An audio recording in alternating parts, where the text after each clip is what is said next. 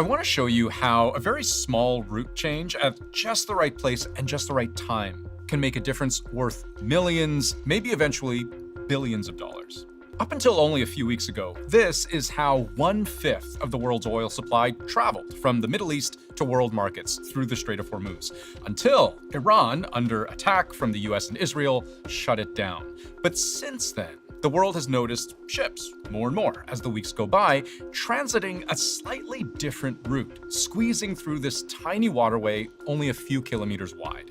I want to make one thing very clear. Any ship traveling this route is traveling deep into Iranian coastal waters, which means Iran decides whether any of these ships make it through in one piece. So there is, according to more and more reports, a toll, payment for safe passage, the regime extracting money from a global oil economy that is increasingly desperate to get product moving again. One of two reported tolls went as high as $2 million for one ship. Let's talk about how lucrative this might be for Iran and just what kind of leverage it has.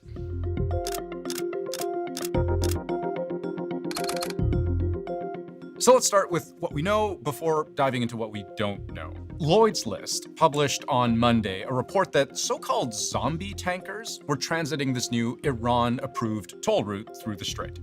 Lloyd's List, if you've never heard of it, is a shipping industry intelligence firm, hundreds of years old, very established.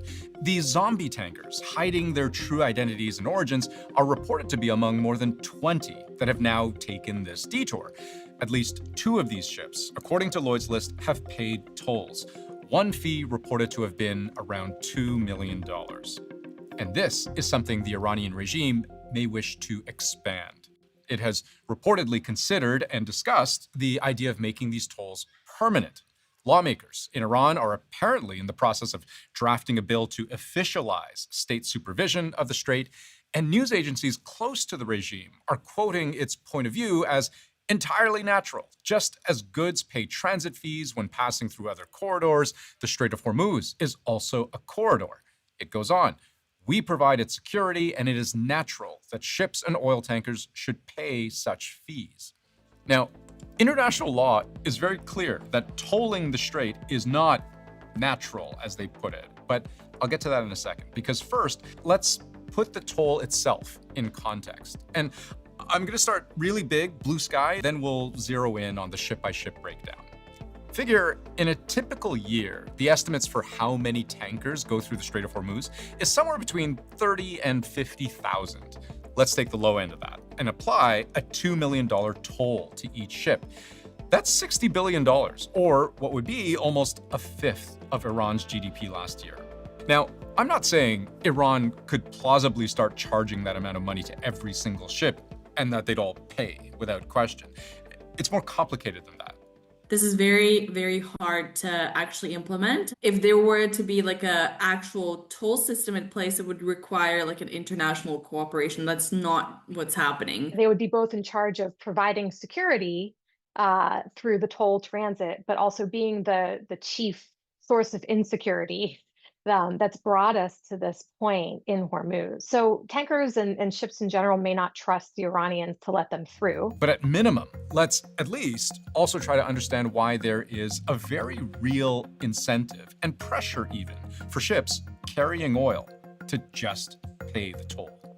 Because $2 million per ship does sound like a lot, but when you consider a typical oil tanker that travels the strait, the biggest ones come in 2 classes, very large and ultra-large crude carriers.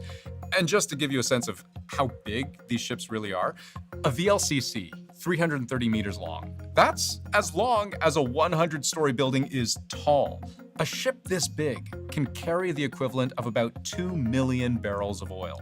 An ultra-large carrier can hold even more, around 3 million barrels. So you do the napkin math. A $2 million charge on 2 million barrels of oil, that's $1 a barrel. The international benchmark price of oil for a couple weeks now has topped $100 a barrel. So Iran has effectively taken, in thus far a very ad hoc, isolated way, up to a 1% cut of what all that oil stuck in the strait is currently worth. So you tell me, you have a $200 million ship carrying $300 million worth of oil, and you'd like to get it moving, thank you very much. what possible reason could you have not to pay a $2 million toll?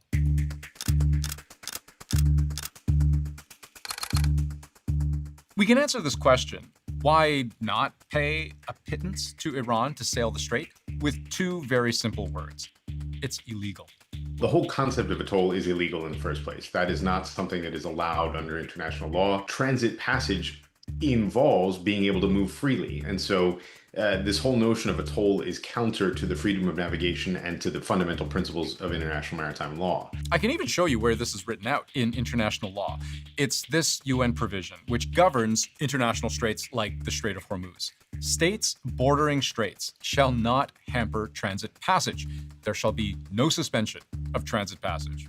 Which doesn't explicitly say you can't charge a toll, but if not paying the toll means you either can't cross or your boats get blown up, this is what a lawyer would call hampering transit passage. The inability to transit it safely without paying the toll is by definition hampered.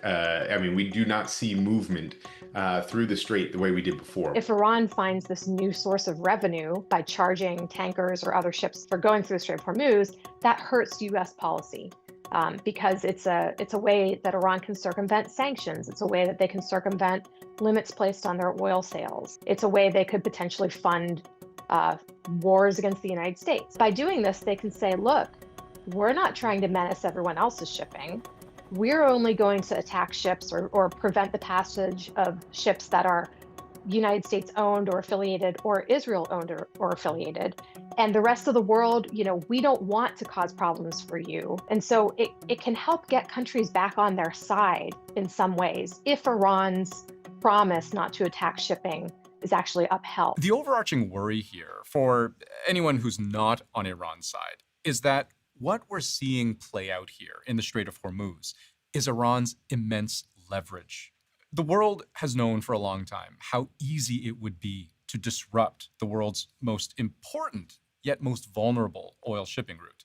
In fact, this was a big story 7 years ago when a series of attacks on oil tankers just beyond the Strait of Hormuz in the Gulf of Oman raised this very serious question of how a regional threat could affect global markets. The price shock at the time was much less, but the lesson was the same. And now the problem's much worse. Iran has begun laying mines in the Strait of Hormuz. In the Strait of Hormuz, thousands of vessels are at a standstill. The global oil production has reached historic levels. Prices have remained stubbornly high. The U.S. claim we hear over and over again is that the war should be ending soon because Iran is out of options. Iran's air defenses are gone. Their command and control is shattered, their top leaders hiding in underground bunkers, while their mid-level commanders are being crushed in the field. You're beginning to see the regime look for an exit ramp. The Iranian regime refused to understand they have already been defeated and refused to come to a deal. But it's that last part. But they refuse to come to a deal, where it's helpful to read between the lines. If Iran hasn't yet agreed to a deal, it's because they still have cards to play. And coercion in the Strait of Hormuz is a play to which the U.S., at least so far, has had no effective answer.